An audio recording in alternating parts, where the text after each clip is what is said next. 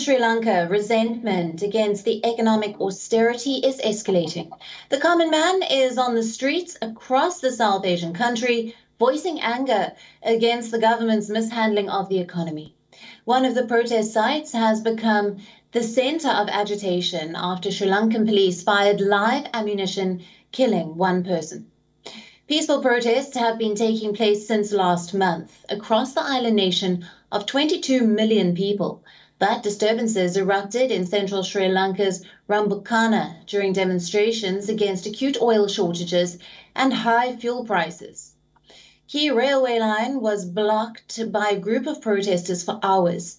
The Sri Lankan police reportedly asked the protesters to move away, but then opened fire, killing one man and wounding 29 others, including 11 cops. This is the first killing of a protester in weeks of anti-government protests. A day after the killing of an anti-government demonstrator, the police kept up a curfew in central Sri Lanka. The government promised investigations into the allegations that police used excessive force to disperse people. Hours after the incident, Sri Lankan Prime Minister Mahinda Rajapaksa tried to assuage the fury. He put out a tweet urging the Sri Lanka police to carry an impartial investigation. The opposition that plans to bring a no-confidence motion against the government is also set to corner the Rajapaksa government over the killing. The killing has triggered international condemnation.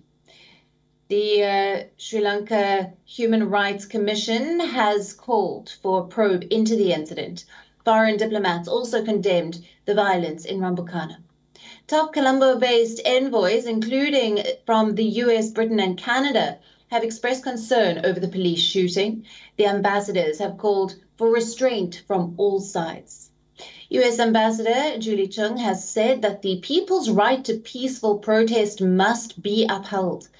The British High Commissioner Sarah Holton has added an independent and transparent investigation is essential.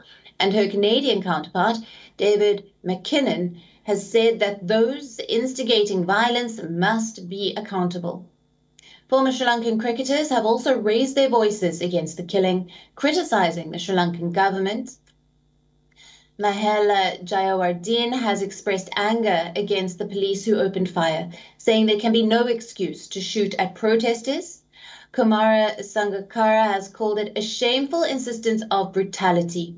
Across the country, there were protests against sharp increase in fuel prices and the shortage of diesel and petrol.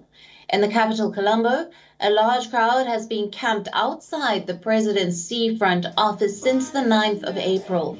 They are demanding the leader to step down.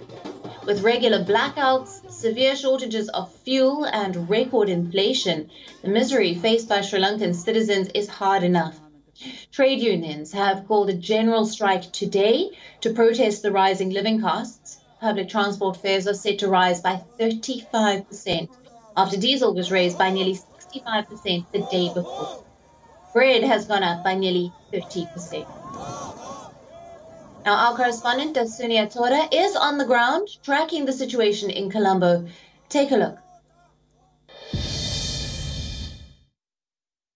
Sri Lanka's protests that have been ongoing for weeks on end took a tragic turn last evening as police opened fire on civilian protesters that were unarmed in the Rambukana area that ultimately resulted in the death of one individual while injuring dozens more. Now, this death has been widely condemned by the public at large, along with civil societies as well as human rights watch agencies. And what transpired in Rambukana was widely discussed throughout the parliament sessions in Sri Lanka today, with the opposition alleging the government of murder over the death of the said individual. That's not all. Opposition leader Satit Premadasa, speaking in Parliament, also said that the Speaker at a previous occasion had clearly said that President Gotabaya Rajapaksa is willing to resign, provided that all party members representing the opposition are unanimous in their decision to call for the President to step down. Parliament sessions will be ongoing. Stay with WION as we bring you the latest here in Colombo of Sri Lanka's worsening economic crisis. Reporting from Colombo, I'm Dasnia Powder. WION, now available in your country. Download the app now. Get all the news on the move.